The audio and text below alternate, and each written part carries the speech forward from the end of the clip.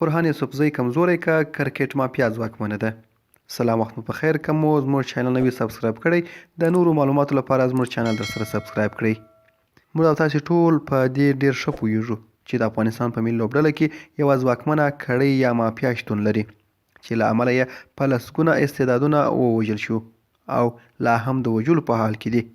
اوس نو پوښتنه دا ده چې آیا رښتیا هم دغه مافیا ځواکمنه ده که د کرکټ بورډ ادارې مشر برهان یوسفزۍ کمزوری او یا هم ریاست یې د بل چا په خوښه کیږي.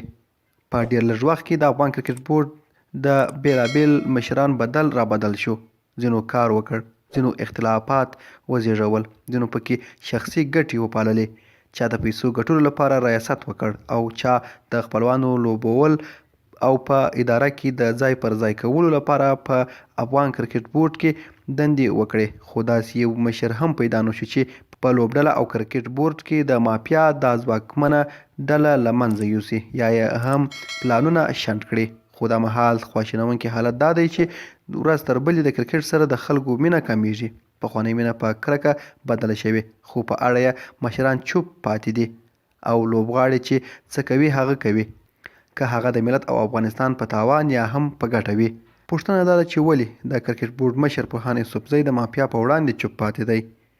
برهان یوسفزۍ هغه کس دی چې پخوا په لندن کې میشت و، خو څه موده وړاندې د افغان ولسمشر له لوري د بورډ پخوانی مشر عزیز الله فضلي پر ځای وټاکل شو. لومړۍ ستونزه دا ده چې یوسفزۍ ځکه د مافیا ډلې په اړه اقدام نشي کولی چې دی په خپله هم د کرکټ په لوبه د هغې په ارزښت نه پوهیږي. تر اوسه داسې څه نه دي څرګند شوي چې نوموړي دې په خپل ټول ژوند کې د کرکټ لوبه کړې وي یا یې هم ورته کار کړی وي. برهان د اصغر افغان، راشد خان او د محمد نبي له ډلې ویریږي. هغه څه چې د مافیا ډله وغواړي هغه برهان په هغه ساعت هم پوره کوي. نو په دې ترتیب برهان هیڅ داسې اقدام نه کوي چې د ملت او افغانستان په خیر وي.